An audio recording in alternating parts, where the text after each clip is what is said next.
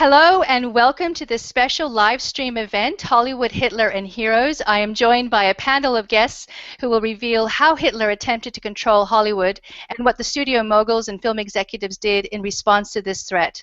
Thank you for joining me. My name is Alicia Mayer and I'm speaking to you from Sydney, Australia, and my guests are really across America, so we're using some quite incredible technology.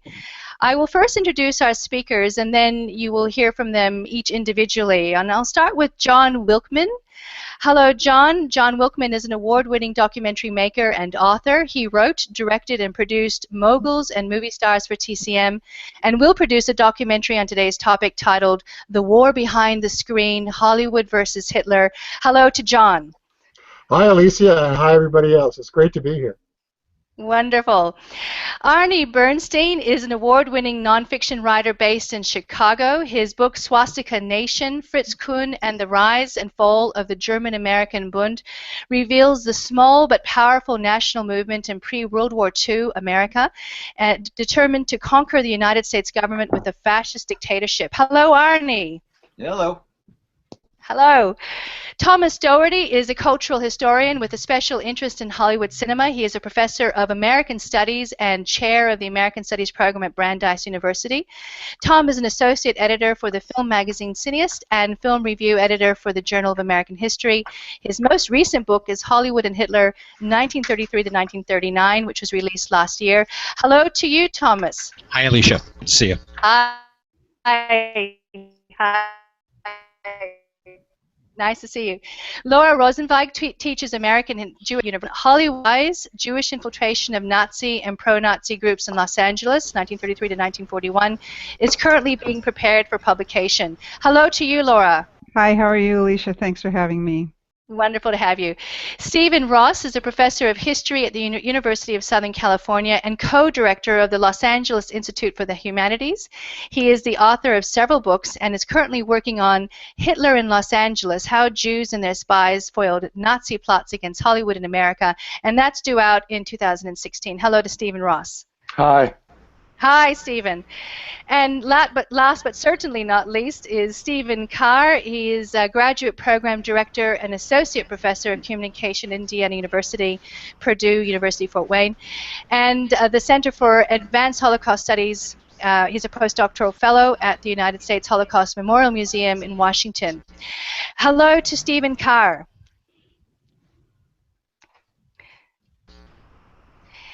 Hi there. Thanks for having me.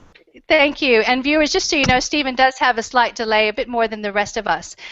I'm going to start today by going back to Jon Wilkman, the documentary maker, and Jon is going to set the scene for the documentary that he's currently working on, which gives us a sense of what the issues were. So, hello, Jon. I'm going to say over to you now, and please feel free to start your presentation. Great. Thank you very much.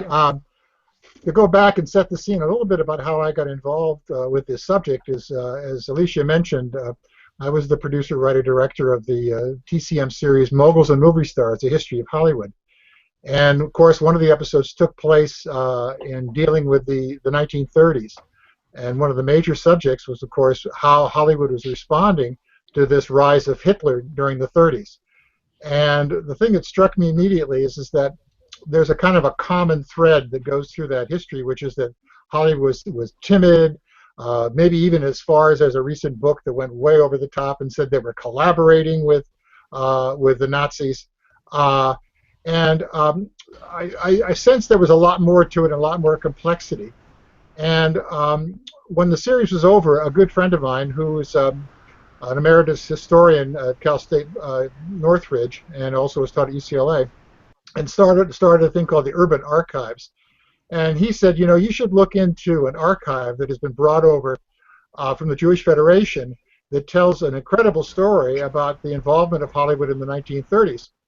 And I, of course, as soon as possible, went over and began looking at these files and found that indeed the traditional story of how Hollywood responded was quite different. And there's an aspect of the story that really is probably one of the few untold Hollywood stories. And of course, I don't have to be convinced when I run across something like that that this is a story that needs to be a film. So in thinking about how I was going to do it, of course, when I started out, I'm a general film historian. I'm not a person who spent his life studying film, but I think I'm pretty knowledgeable about it. Also, I'm a historian of Los Angeles and have written 2 books about Los Angeles and done a number of documentaries on the subject, but I certainly needed help. And so everybody you're going to see on this panel gave me the information, the grounding, the context that I needed to come up with how I wanted to tell this story. And an overview, basically, to give you a sense of what the story is going to be, is that I'm going to look at the not just Hollywood, but look at the United States and America during that period of the 1930s. And that gives you some understanding of what the position of Hollywood was, the position of the Moguls were, and the role that Hollywood played. And I think one of the things that was really discovered was that although certainly there's knowledge about the Nazi infiltrations in New York and the German-American Bund, in many cases the attention in Nazi Germany was very much in Los Angeles and was very much concerned with Hollywood because, of course, there's an enormous communications power in Hollywood. And so what I wanted to do is to take what some of the other panelists have already talked about and include this in this. What were the films that were made during this time, and how did these films attempt to deal with this rise, given the context that, first of all, the film business did not have First Amendment rights. It was considered a business. It wasn't like journalism. The Jewish moguls were very concerned about anti-Semitism. They were very concerned about their perceptions of Hollywood as being a propaganda arm, warmongering, all those kinds of things. So there were a number of pressures on the studios, but still they wanted to respond in some way. And each of the studios did in different ways respond.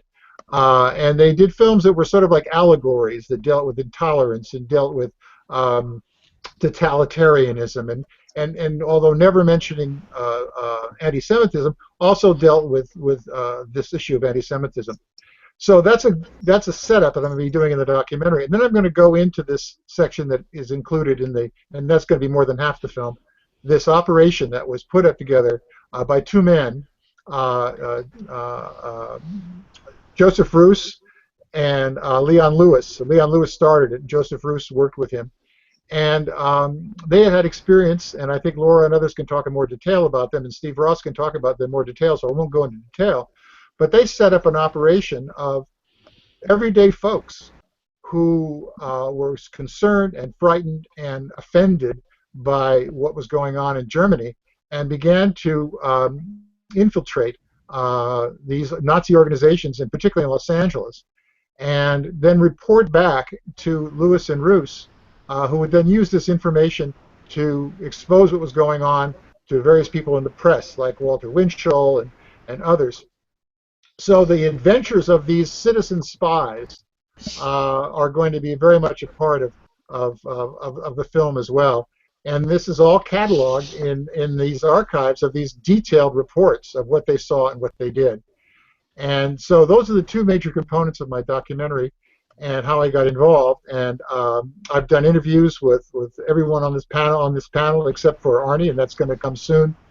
And I think that it's going to be an exciting film, and a film that's going to open a lot of eyes about not only Hollywood, but it's going to open a lot of eyes about what was going on in America at the time and how Americans were responding.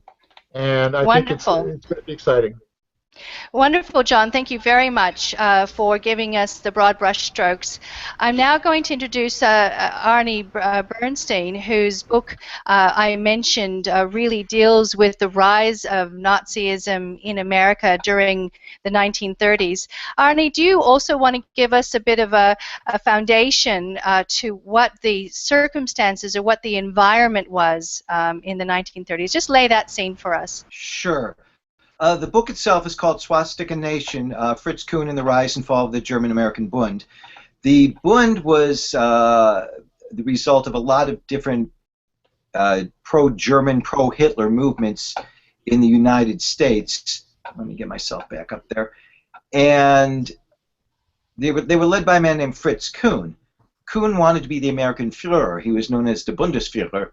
And if he had been a businessman in the 1930s, he would have been a genius, because he took this wheezing, dying Nazi organization that was formerly called the Friends of New Germany, and he built it into a mammoth organization. I'm trying to hit the right one. There we go.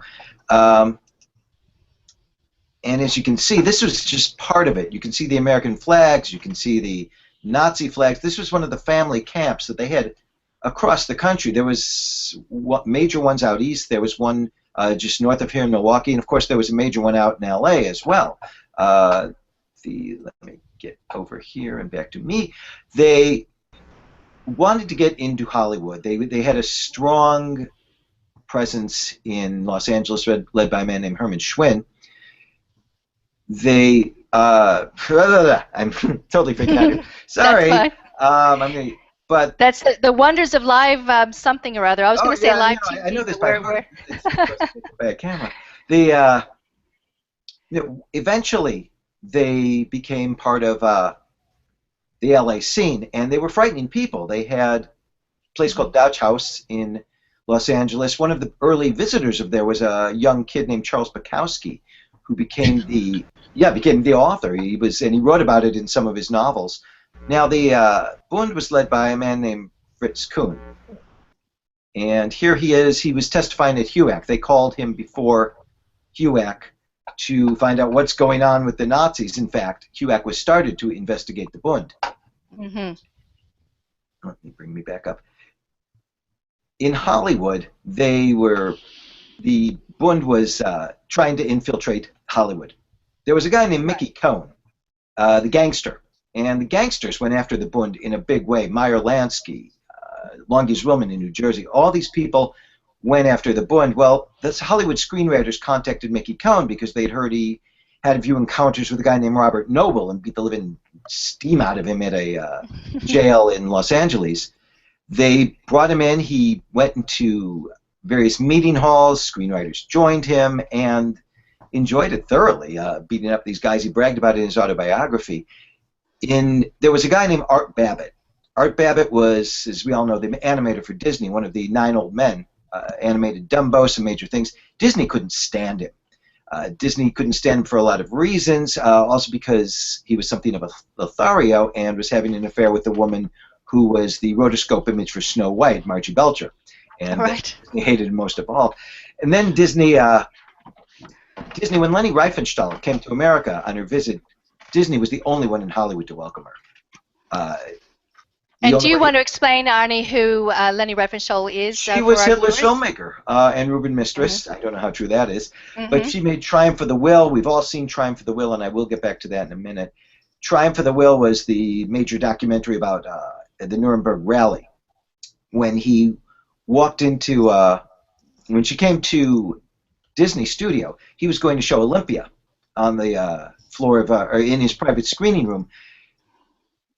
But he had union projectionists. They did not want Leni Riefenstahl's film shown, and they threatened to let everybody in LA know. Now, Disney was family-friendly filmmaker. He could not afford to have this image, so he canceled the screening. And Riefenstahl was bitter about this. Years later, in her autobiography, she wrote about it. She was incredibly bitter about the whole thing. But getting back to Art Babbitt, Babbitt went undercover to some of the Bund meetings, wanted to see what was going on, and he would send letters to people saying, this is what's going on. Now, he claimed to have seen Disney at some of these meetings. I don't know how true this is. It seems unlikely, given Disney's position in the family-friendly film business, but Babbitt swears up one side and down the other that there was Walt Disney doing this. Now, in 1939, a film came out called Confessions of a Nazi Spy, starring Edward G. Robinson, and directed by Anatoly Litvak. It was the first film with the word Nazi in the title, released by Warner Brothers. And Groucho Marx, in fact, hosted them. He said to Warner Brothers, the only studio with guts for this. And it showed clips of the Bund. It showed clips of the Bund meetings. It pretended that the Bund was spies, which they were not. And Kuhn threatened to sue them for $5 million. He wanted $5 million out of Warner Brothers for this. But eventually, HUAC and his own legal troubles ended this suit, and that was the minor story of the Bund in L.A. Arnie, that's fantastic. And can I just clarify, were the allegations about Walt Disney actually entered into an official record of any kind, or were they just terrible whisper and innuendo? Babbitt gave this interview in a book called Hollywood Stark Prince, which is a book about Disney, and that's where it came from. I doubt it. I really don't believe it happened, but Babbitt swore that it happened. Yeah. All right, and thank you very much, Arnie. We're going to move on now to Stephen Carr, who is in Indiana, if I remember correctly. And Stephen is going to set the scene for anti-Semitism in America during the time. So hello, Stephen, and hopefully you are now presenting, and I can see you. Go right ahead, Stephen.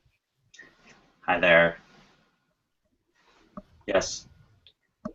Well, I wanted to step back just a little bit and maybe talk about some anti-Semitic perceptions of Hollywood, during this time period, because I think it's important to recognize, how this was really factoring in as a context.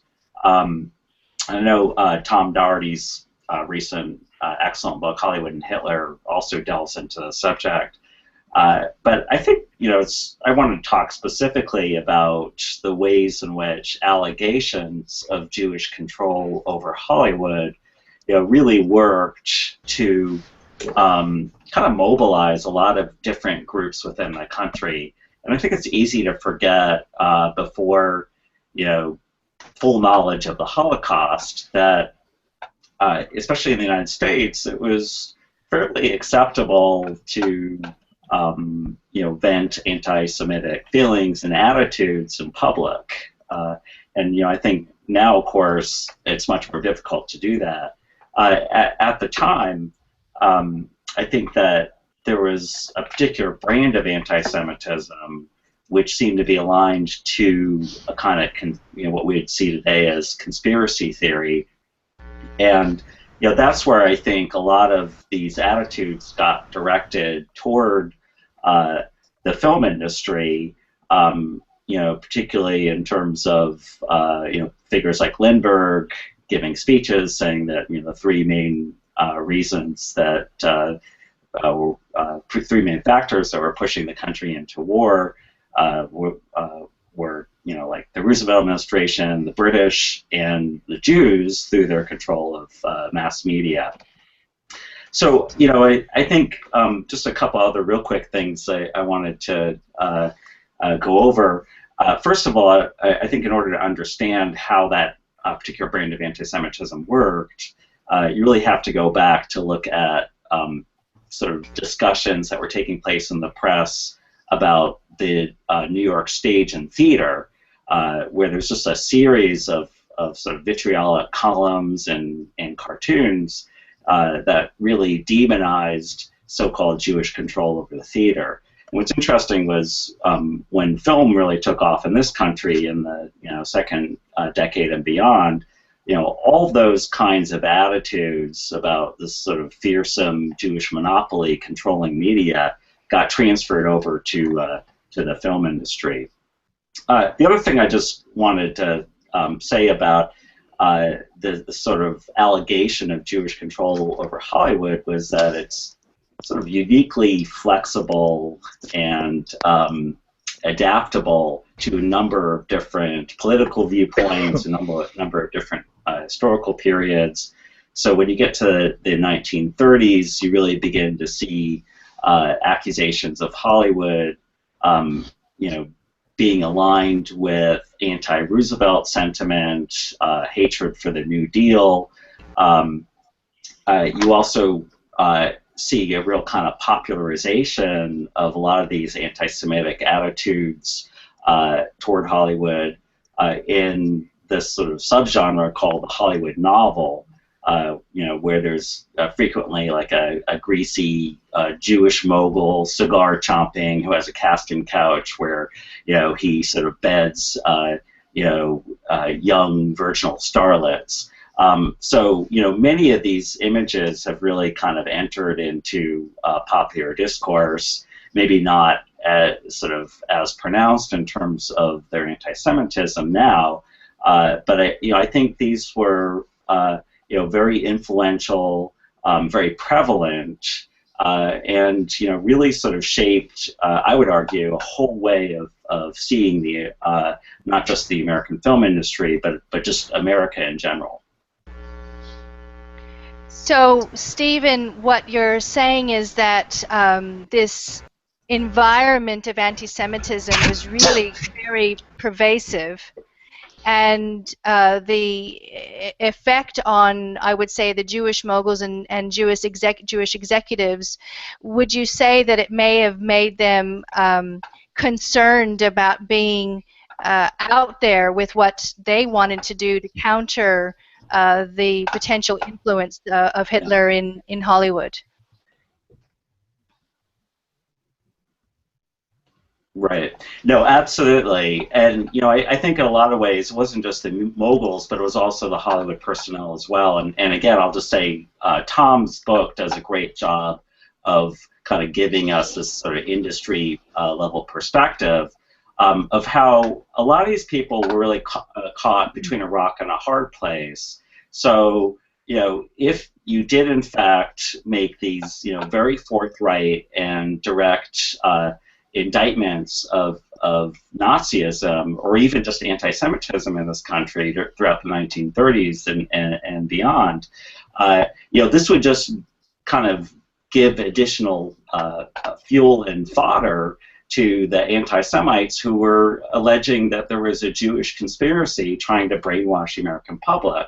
But on the other hand, and I think Jon had alluded to this earlier, you also have this other argument that was complaining that the moguls and also the studios and the Hollywood personnel who worked at the studios, the directors and screenwriters and whatnot, weren't doing enough, or were somehow being stymied by some sort of unseen force, and so I think again I would argue that this sort of allegation of Jewish control really almost kind of cuts both ways. On the one hand, it can potentially give fodder and say, okay, here's this evidence of a conspiracy trying to push this country into World War II, but it can also kind of blame people who are working in the industry and saying, well, they were really cowardly, or they just sort of sold out their European brethren for profits. And I think both of those views are actually fairly extreme. And I think there really needs to be some more sort of modulated, a more nuanced kind of perspective about how these people were really caught. Thank you, Steve, and I think that both Laura and Tom will be able to round that out. So I'll go to Laura Rosenzweig now. Laura, go right ahead. Well, thanks, Alicia. I wanted to now bring together a little bit, the comments of my three colleagues here, because my research goes to the direct response of the Jewish community of Los Angeles, and which included the Jews of the studios, in terms of how they responded to the kinds of activities that that Arnie talked about and that Jon talked about, and the context that those activities created, that Nazi activity created in Los Angeles in particular, that Stephen Carr was talking about. And so I'm an American Jewish historian, and my research was in that archive that Jon Wilkman was talking about. That archive contains the daily reports of private investigators that worked for the Jewish community of Los Angeles, in particular a self-selected group of Los Angeles businessmen. The name of the organization was the Los Angeles Jewish Community Committee, and were it not for the executives of the studios in 1934, that committee wouldn't have been formed, because they provided some very strategic financial support for it. So with that, then, let me just say that the question I'm most interested in, or what I want to say is, and what Stephen Carr was talking about, was that this is people are complicated. This is a complicated situation, and I think Stephen's point is well taken, that it's not either or. It's not so black and white that the studios did or didn't, what they did or didn't do anything. It's much more complicated than that. So my questions have to do with our expectations for the motion picture studios in terms of whether we expect for them, for example, to have done more than their contemporaries, say, in the American press, which was not altogether, which was somewhat compliant, or at least not really speaking out on behalf of Jews of Germany or what was going on in the United States. And if we do expect the studios to have done more, is it because they were Jewish? Okay, that's the 800-pound gorilla in the room. And so the documents in that archive in Northridge really do point to at least their financial backing of this operation of paying undercover informants to infiltrate groups that were operating in Los Angeles in the 1930s and reporting out. So let me just give some broad definition and some detail about how this all started in Los Angeles, and give my colleague Stephen Ross some space to talk more about the story as it moves forward.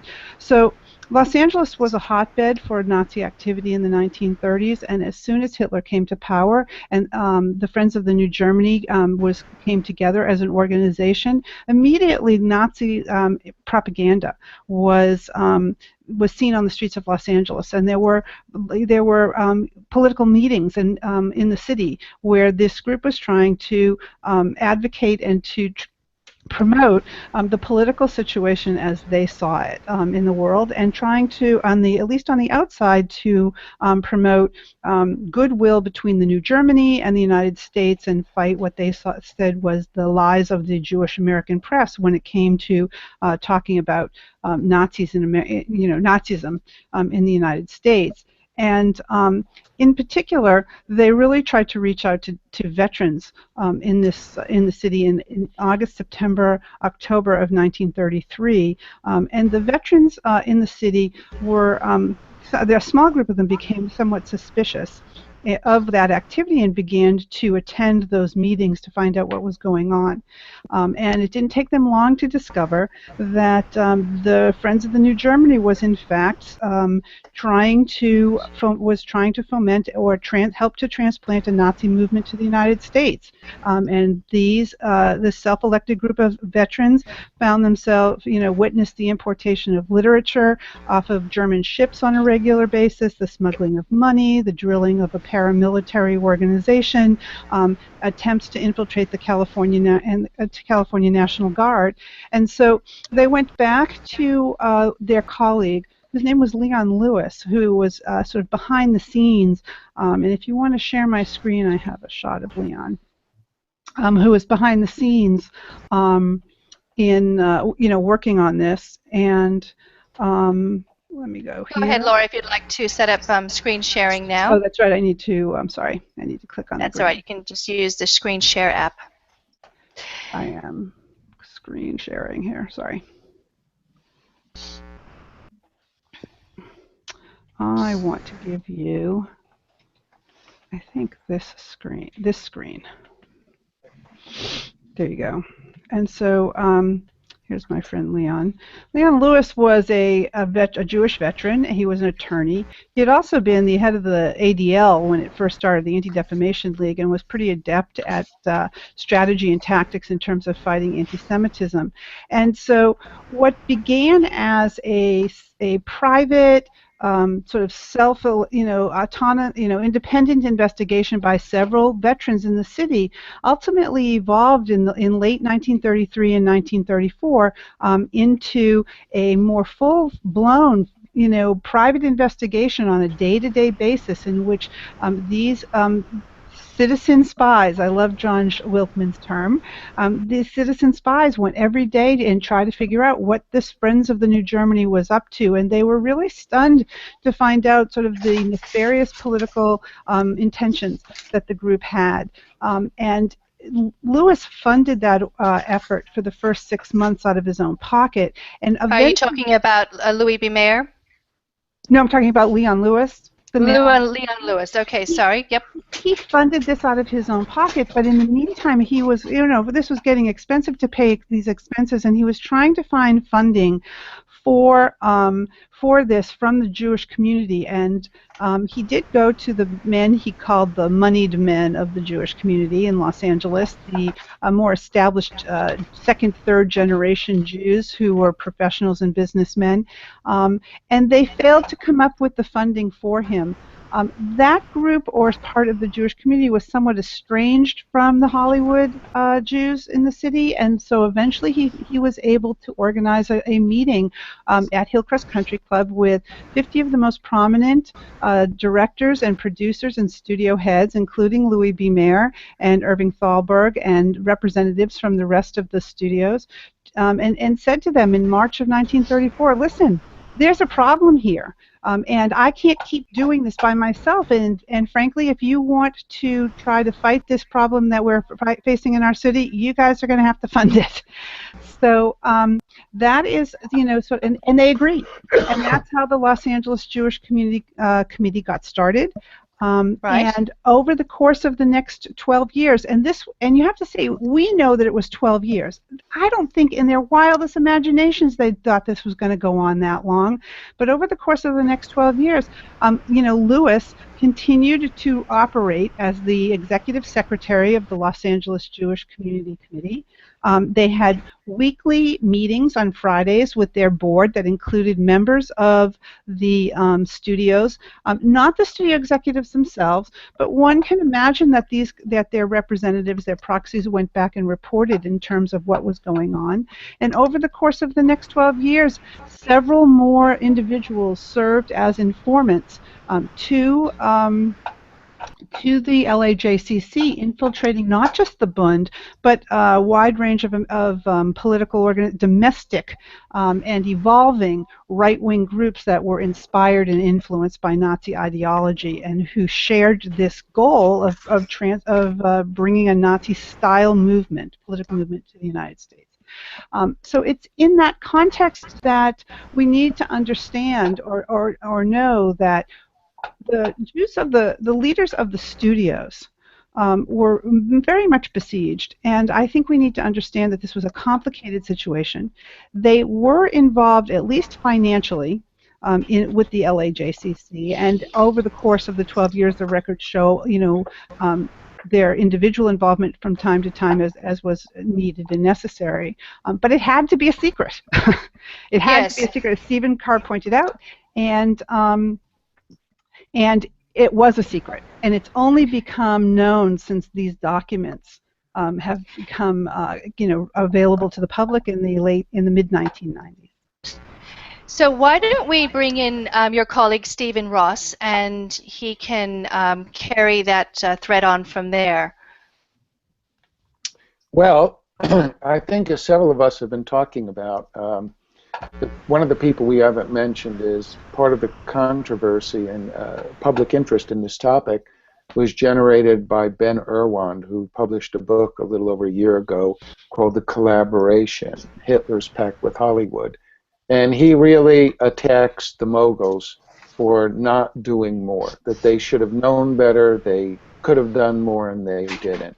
And I think he falls into a problem that in fact is in some ways the larger problem that we're all talking about, in that scholars and pundits and just general population have been interested for years, and that is the wrong question of why didn't Jews do more to stop the Holocaust?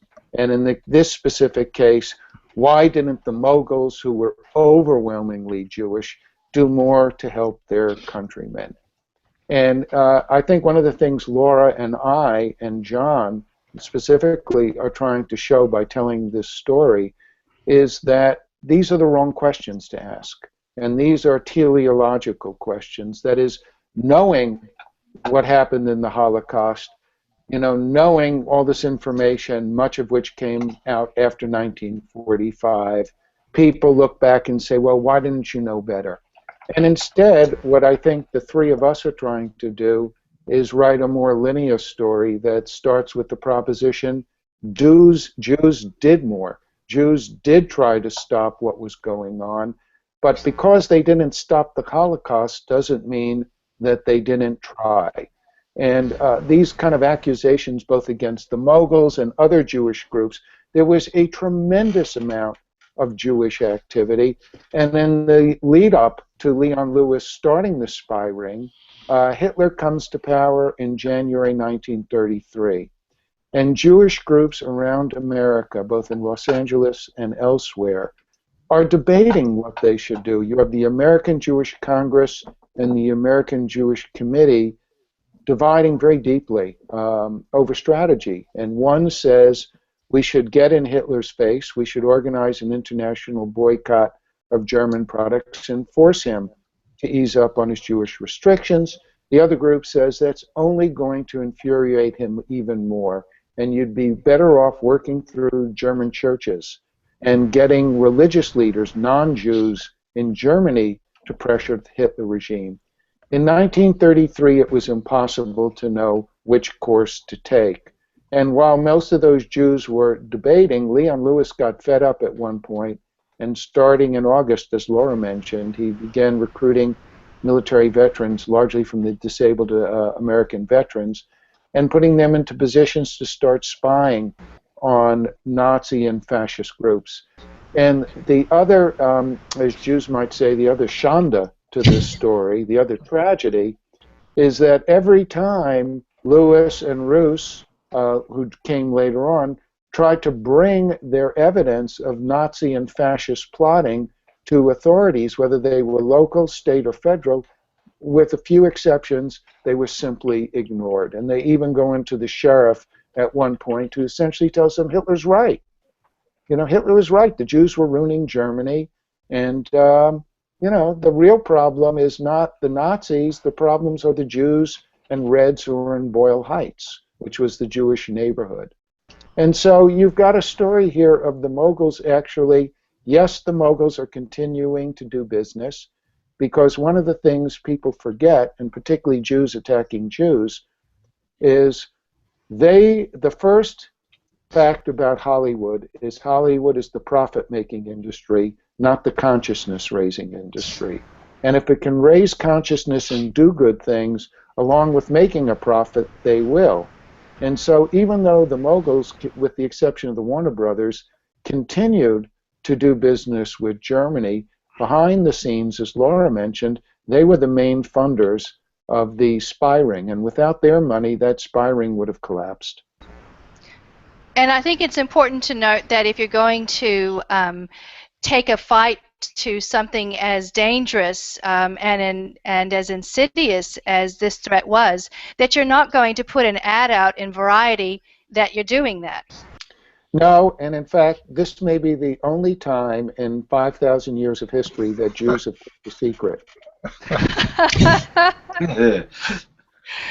All right. Well, thank you for giving us that that summary. And Thomas Doherty, I'll bring you in now. Yes, Stephen Ross mentioned that there was actually another book that was also published last year, which took the view that the Jews were complicit. And of course, many of you will know, and many of my listeners may know, how hard I fought that personally.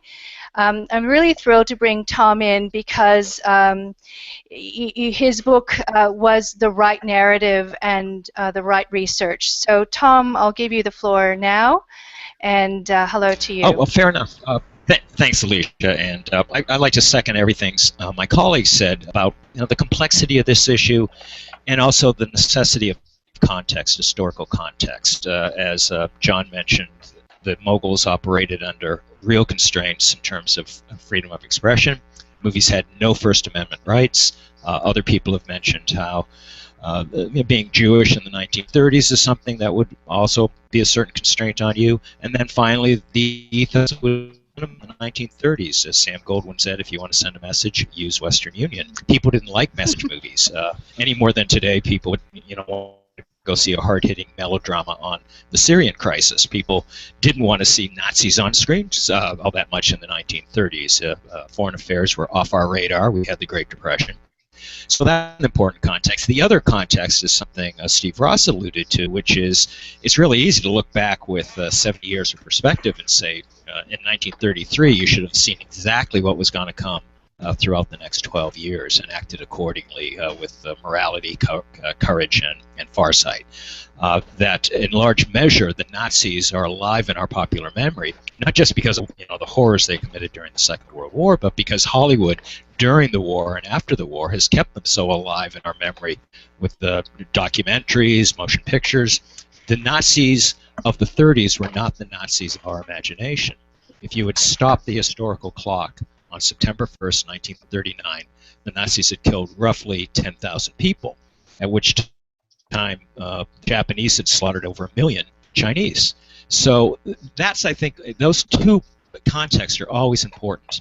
And the other context is the cinematic one. We forget that from 33 to 39, Joseph Goebbels controlled every frame of film that got out of Germany, especially newsreel film, which meant that the newsreels of the Nazis, which are so vivid to us today, were by and large not seen by Americans in the 1930s. People didn't see Leni Riefenstahl's Triumph of the Will until the Second World War, when Frank Capra began cobbling parts of it together for his Why We Fight series. There were a couple newsreel images that got out in 1933, the book burning images and the images of the April 1st, 1933 boycott.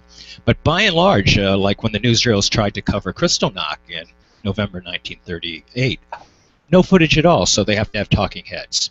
So what you saw on screen had to be limited, it had to be implicit, it had to be allegorical. And maybe since we're all movie people and haven't talked much about movies, it might be useful to talk about the way Hollywood could allegorically critique Nazism in the 1930s with, say, two film examples. One from Warner Brothers, which, as Steve mentioned, was really the studio that was out ahead on this throughout the 1930s, and I can think of no for-profit business in the 1930s that did more to alert Americans to the menace that was Nazism than Warner Brothers Pictures. And then the other, in deference to our hostess, is from MGM. And the first movie is The Life of Emile Zola, 1937, about the famous French novelist. Of course, a big part of that film is his defending of a Jew who is unjustly accused of treason, and what he has to do to make that case, the fight that he has. And there's a remarkable scene in the film of a Jewish mob throwing copies of Zolar's pamphlet J'accuse, which accuses the French government of basically framing this guy, into a bonfire. And that was a clear allegorical visual callback to what the Nazis had done on May 1st, 1933 with their infamous book burning. And you would have had to have been a pretty dumb spectator in 1937 not to pick up on, this isn't just about France at the turn of the 20th century. This is about what's going on in Germany today in the 1930s. And then the other film is Boys Town, the famous MGM film about Father Flanagan's orphanage town for miscreant youth. And there's a marvelous scene right at the very beginning of that movie where Mickey Rooney, playing the tough guy who doesn't want any part of this Catholic Reformation, comes into the lunchroom of the boys, and they all sit down, and as Mickey is sort of about to gobble his food, they all pause for grace. And the camera goes around in a montage and focuses on all the different boys saying different kinds of graces.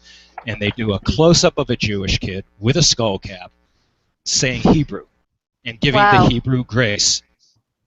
And at the end of it, he's one of the crew, but he's really valorized there cinematically. And at the end of it, Mickey Rooney says, "What's the matter? Can't y'all learn your same words?" And the kid next to him says, "At Boys Town, you can practice any religion you want. If you want to be a Catholic or a Protestant, you can be that." Now we want him to say Jew, a Catholic, Protestant, Jew, but we're not quite there yet. But we're going to get there really quickly. And again, if you got a kid in the skull cap saying Hebrew in a form of equality, I mean that's utterly anathema to the Nazi ideology. I think Hollywood, particularly by the later 1930s, 37, 38, 39, the year of Confessions of a Nazi Spy, really is making stronger and stronger statements about what's going on in Europe. All allegorical up until Confessions of a Nazi Spy, which is the film that really opens the floodgates, and after that, Hollywood is almost dogmatically interventionist to the point where they are investigated by the U.S. Senate for that in 1941. So if you look at the films through the eyes of the 1930s, I think they're going to hold up better than if you look at them through the eyes of 2014. Thank you for that, Thomas. One of the things that I was thinking of as you were talking is having briefly looked into the MPPDA archives and seeing the Moguls being chastised by the Hayes office, and in particular a note from an editor saying that they're coming too close to being specific with their images as opposed to being allegorical. And I think, Stephen Carr, you were wanting to speak about the impact the Hayes office was having during that time.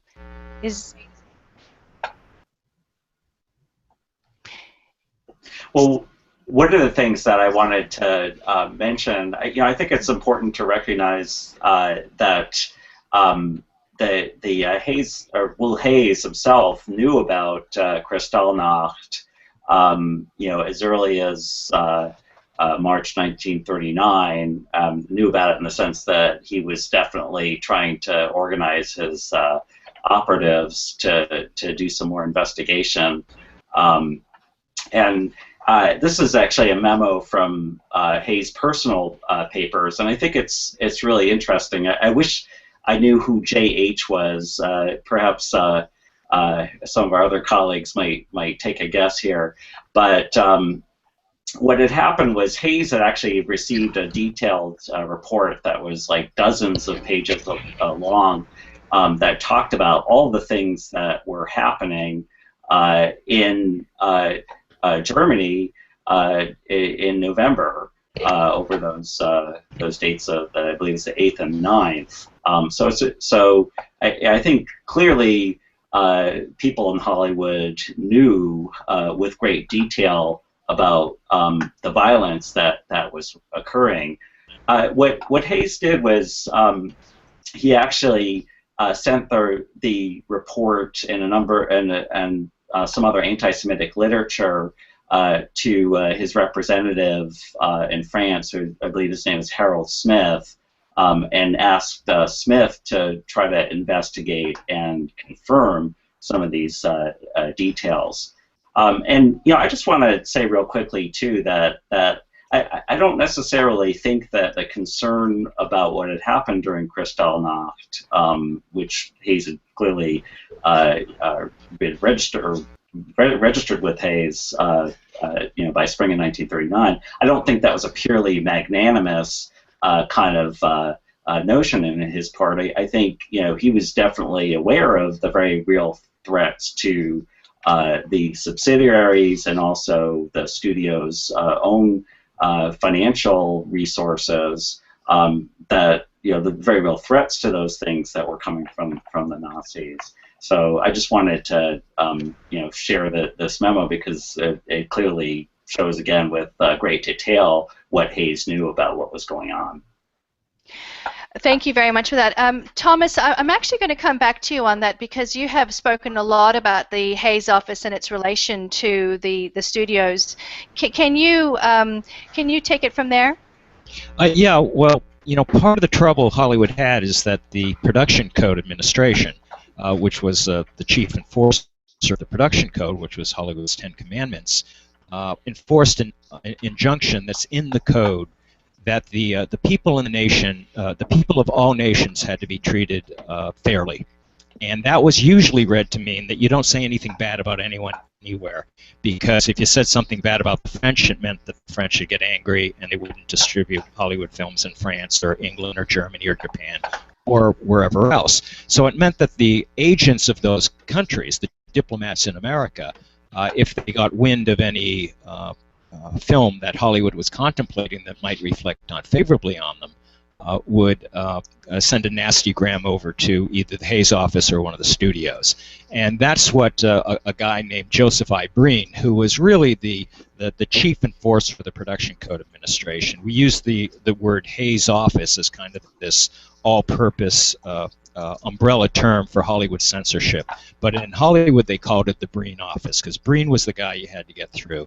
And Breen was a strict enforcer of that injunction that you can't say anything nasty about a country, because that would lead the industry maybe into political censorship. That is, a state or local board with powerful Germans in Chicago, for example, would not permit that film to be screened. So it took a long time for Hollywood to get around that, and the way they finally get around it, or the way that what the code actually agrees to by 1936 in an independent film, not a very well-known one, called I Was a Captive of Nazi Germany, 1936, was that fairly did not mean sympathetically. And if you could prove that what happened in Germany actually happened, then the code would clear the film. So in 36, over the objections of this really nasty German Nazi counsel in L.A. named George Geisling, over his objections, the Breen Office gave that film a seal as early as 1936. And then by the end of 1938, in the wake of Kristallnacht, with Confessions of a Nazi Spy, which is basically cleared for production in December by the Breen Office, and then Professor Mamlock, another film made in 1938, which a Soviet film, which is the first Soviet film to get a production code seal. So by early 1939, there are 3 films, anti-Nazi films, that have gotten production code seals. So if the studios had wanted to make these kind of films and they put enough effort into them in 37 and 38, they probably could have passed the production code. But that was always a constraint, and it's a moral constraint sometimes, or it's a political constraint. And remember, the Moguls hired these guys to sort of keep them in line. It was, throughout the 30s, that really did impact against avowedly anti-Nazi cinema. Thank you for that. Jon Wilkman, it is going to be your job to pull this all together so that we better understand the time, the people, the threat, and then really make this world come alive for us. I don't envy you, but I'm very grateful to you for it. What would you like to add to that? Well, I would like to try to capture, from a filmmaker's point of view, how incredible these stories are, particularly the spy operation stories, and I'll just share 2 of my favorites to give you a sense of what's really going to bring this in a dramatic way forward. And also, it gives some insights into the context. First of all, there's this wonderful mother-daughter team, the Comforts, and how they got involved and what they did. You can start casting who you'd like to play one or the other now, but the story goes really quickly. Is that the daughter was a secretary in a print shop, and one day a guy comes in with a job, and it's this virulently anti-Semitic pamphlet, and she goes to her boss and says, should we be printing this? This is not so nice. And her boss essentially says, sweetie, it's a depression. And so they take the job, but she's very upset. And her father had been involved in the military and the Navy, and she had connections to Leon Lewis. And she goes there and asks him, "This is terrible. How can this? What we can do?" And he says, "Well, I have an idea for you." So finally, her boss sees the light and says, "Well, maybe we shouldn't be printing this stuff anymore." And but sure enough, she goes and she sees another brochure out there. Somebody's printing this stuff, and so she sees the guy and she says to him, "It's so good you're getting this news out. I mean, this is information that everybody should know about." And he says, "Oh, really? You really think this? This is incredible. Listen, I got a meeting tonight. Why don't you come to the meeting? A lot of people really believe this. Oh, she's great. I'd love to go." Leon Lewis had put her up to this. And so she goes to the meeting, and they find out she's a stenographer. So she becomes the secretary for this group, and eventually the secretary for a number of these Nazi groups. Of course, passing all on the information. And one more other quick story. The black sheep brother of the Academy Award-winning actor Victor McLaglen plays a big role in this spy operation. And at one point, there are a number of plots to assassinate the Jewish moguls. And in one particular plot, a guy who was a former water taxi driver, a very interesting guy, Charlie Slocum, becomes a spy. And he's invited to a meeting with McLaglen, and a meeting with the third party, in which McLaglen lays out to this third party how they're going to do this. They're going to shoot them. They're going to hang them in an orange grove. It's, you know, all kinds of stuff. And when it's over, Slocum says to McLaglen, he says, you shouldn't be talking like this to strangers. You know, this is. And he said, anyway, how are you going to get the guns for this? And McLaglen says, oh, don't worry about it. That guy's a high-ranking police officer in the Long Beach Police Department, and they have a whole cache of weapons. So those are the context of what was going. There he is. That's Charlie. That's great. Thank you very much for that, Laura. Yeah. And so anyway, so the capper to the story is on the comforts side is that the guy was printing it out of a local high school print shop, and he had a friend who worked in the print shop. And he was just the Nazi sympathizer was this very handsome guy. So all the girls in the high school would hang out with him, and he had the girls of the high school stuffing envelopes for this Nazi pamphlet thing, probably totally ignorant of what they were doing. So that gives you some of the human side of what was going on, both on the sides of the spies and those that were being spied upon. That's fantastic, John. Thank you very much for that. My apologies. I interrupted you visually to show something, and what I'd like to show, just forgive me, and I'll just take the screen now. Thomas, I'm sorry, earlier I was hoping to show a couple of your images, and so we'll just try and do that now. And if you could speak to this image now. Can everybody see that? Yes. Yes. Tom, can you explain what this image is? Which image is it? Is that the it looks like the group of people. That's the Committee of 51, which is a group of Hollywood activists who were protesting Nazism in 1939, and you can probably recognize people like James Cagney, and I think Betty Davis is in there. Joan Crawford, is there as well. But and Carl Laemmle is the old man in the corner. And that there was a group in Hollywood called the Hollywood Anti-Nazi League for the Defense of Democracy, and in they were formed in '36, and for the next several years, as many as 5,000 members had galvanized the Hollywood community to oppose Nazism. They did their best to try to inject anti-Nazi sentiment into films. They had radio shows, held rallies, gave talks, raised money for the anti-Nazi and anti-fascist cause. Oh, fantastic. I'm going to try showing another one of yours now, so just bear with me. And can you tell us about this one? Well, I think Arnie could also speak to this, that this is a still image from Confessions of a Nazi Spy, which was the first big-budget shot across the bow, explicitly anti-Nazi film. It hasn't dated all that well, but at the time, and what I think might have been remarkable about it, it was really the first time that an audience saw on the big screen in 35 millimeter all these characters that we're now so familiar with, like the Nazi rallies, the insidious Nazi interrogators. This character here that you're seeing for screen is a look-alike for Joseph Goebbels, whose name they didn't mention, but they didn't have to. And just what Susan Sontag later called fascinating fascism, the way our eyes just seem to glom on Nazi images and regalia and iconography. This was the first time that the American screen really fell in love with that.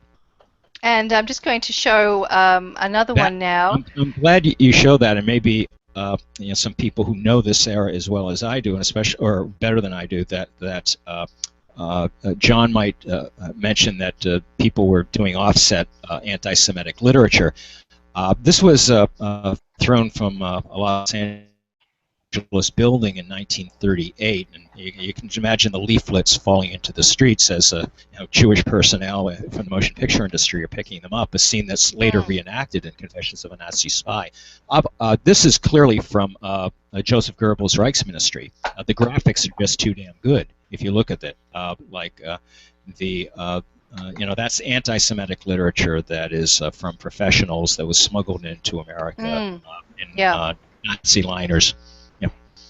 Terrible. And just going to show one more. This is great your graphics. Yeah. Well, that's what they had going for them. And Tom, exactly. Yeah. So, Tom, this is your book, Hollywood and Hitler. And what are we seeing here in this front cover? Yes. Well, this is Marlene. This is Marlene Dietrich, who's sort of was the most famous German export to Hollywood in the 1930s. The Nazis really were angry that their most famous export, this sort of like embodiment of Aryan beauty and fecundity, should be playing a hussy in Hollywood. So they didn't like her at all. Alicia? Yes, go ahead, John. John. Could you put that first picture back up again, the committee? Wow, let's hope so. So let's try that again, because I did actually click out on I did click out on a. I'm sorry, John. I've actually clicked out on that. Go right ahead. Problem. I was going just to make a little joke, but also talking about how the involvement in that, looking totally incognito like a spy, is without his mustache is Groucho Marx. Yes. And he and Eddie Cantor. Both, looked upon as sort of, light-hearted entertainers and a little wacky, were very seriously involved, and people know about the more serious people, the Melvin Douglases and people like that. But it was a wide-ranging group of people who you would see in their images on the movies were not something you would think about as political activists. Were in fact very much involved in this. Yes, terrific. Well, thank you very much, Sean. Laura, I'm going to go to you to perhaps give us a final summary of what we have heard today and what we can take away from this. Yeah, thanks, Alicia. I think that I think I'll add my perspective on a summary, and if anyone would like to chime in with additional points, I think that would be a really good thing to do. I think I want to go back to Tom's mention of the Hollywood Anti-Nazi League and position my concluding remark from there, which is that I think it's time that we need to talk about the fact that there's more than one Hollywood here. That we need to define the difference and the political differences between the writers, the writers and the producers, and the studio executives themselves and various actors. That this is no longer, we can no longer just toss this term around and assume that we understand the political that it was monolithic and political ramifications. Stephen Ross's book Hollywood Left and Right, reveals that this was more than just this was a complex community. And in the 1930s, the studio executives, for example, who were the financial backers of the Los Angeles Jewish Community Committee, had no use for the Hollywood Anti-Nazi League, and so Leon Lewis was on their board, the Hollywood Anti-Nazi League's board, and he tried to control what they did. They were more out there. He was afraid they were being perceived and giving Jews a negative face in terms of being communists, if you will. And so Lewis was behind the scenes with them, trying to keep them down. And he writes in one of his documents in 1938 that he's trying to keep what he called the radical elements off the Los Angeles Jewish Community Committee board. So I think that the term Hollywood is now too simple when we're talking about this kind of political activity, and I think we need to further understand how complicated the political environment was for the Moguls themselves in terms of how they confronted this problem, both publicly and privately. And I would love for my colleagues here to add what are the concluding remarks they would like to make as well.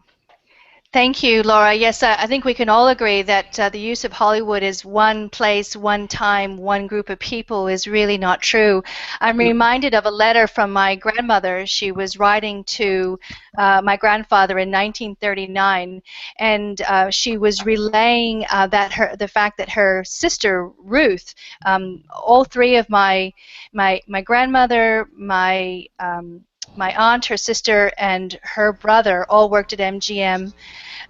There was, of course, just a hint of nepotism there, but they all actually were extremely talented in their own way. And she relates a story that Ruth was really going at a writer whose name I won't mention here because he was anti-Semitic and he was out there with being anti-Semitic. And I won't use the terminology he used, but it reminded me that the fight was an everyday one, and certainly we are looking at it from the other side of the spyglass and looking back. But this was an everyday, visceral experience that we're talking about, and Hollywood was not one person or one group. It wasn't all writers spoke one way or all producers spoke another way. So I thought I would just throw that in there. And one final personal remark for myself before we go to anybody else who has any other closing statements.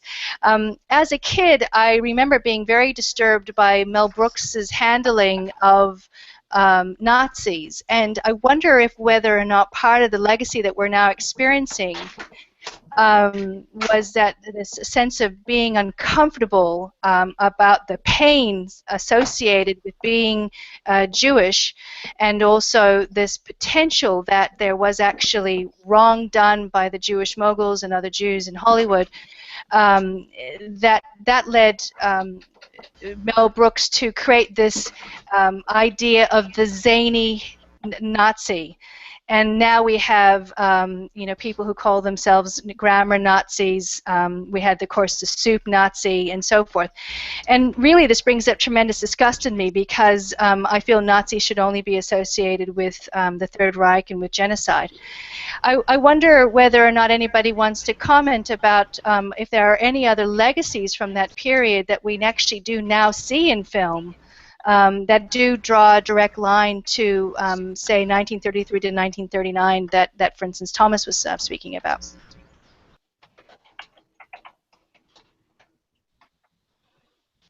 No other comment to that at this stage? That's fine. Well, that's fine. Can I jump in? Yes, please, Arnie. Go right ahead. Well, I was going to say, yeah, go ahead, Arnie. Well, there's a couple films we are forgetting, and that is Hitler Beast of Berlin, which was produced by PDC, which was a Poverty Row studio in the late 30s. And Poverty Row, they had kind of the freedom that the major studios didn't have, in that they had nothing to lose. They had no money to start with. And so that was an important film. Alan Ladd also had a bit part in it. I think it was his first film. And then, of course, in 1940, there was The Great Dictator with Charlie Chaplin. And we can't forget that at all. Chaplin really blew open up. He had the clout. He had his own studio, certainly. And he was Chaplin. And that made a major difference in... And he, of course, lampooned Hitler, too. Of course, he said later in his autobiography he had known what was going on in Germany. He never would have done it. He never would have... Oh, that's very interesting, that he would not have taken that approach. And I think that's what disturbs me about Mel Brooks, is that he certainly did know... but I won't go on about Mel Brooks. Just Brooks felt that Brooks felt that he was making fun of Hitler, and the only way to really attack Hitler was to blast away with him and make him a complete buffoon. And Lenny Bruce actually had a bit that preceded that as well by about 5 years. So it was part of that post-Holocaust. There's maybe 15, 20 years after the Holocaust. So that's where a lot of that came from too. Thank you very much. I bring it up only because it's always nice to knit the past to the future, and I think what some of our listeners might think of are terms that are today terms. Does anybody else have any other closing remarks that they'd like to make? Well, Alicia, just yes. You were talking about the legacies filmically, and of course, one that is strongest is the documentary images that come out in 1945 of the concentration camps. That's sort of the the indelible shadows is and Dinsdorf called them of the Holocaust. And those always, I think, have a kind of stark purity, if you will, their ability to incessantly appall us. I guess I disagree with you a little bit in some of the Mel Brooks or Quentin Tarantino. That I think what they're doing is to trying to make fun of a humorless character. So you have to at once take Hitler seriously and Nazism seriously, but also ridicule, satire, laughing can be a very powerful weapon as well. And it didn't just happen with Mel Brooks, but some of that was done during the war. The Three Stooges have a very memorable anti-Hitler film, and Walt Disney's De Fuhrer's Face. So I think the smart spectator can do both. That to never ever forget the horror, but also laugh at this strutting buffoon who takes himself so seriously. Yeah, so thank you very much for that. And Stephen, did you have a last comment? Stephen Carr, did you have a last comment to make about that?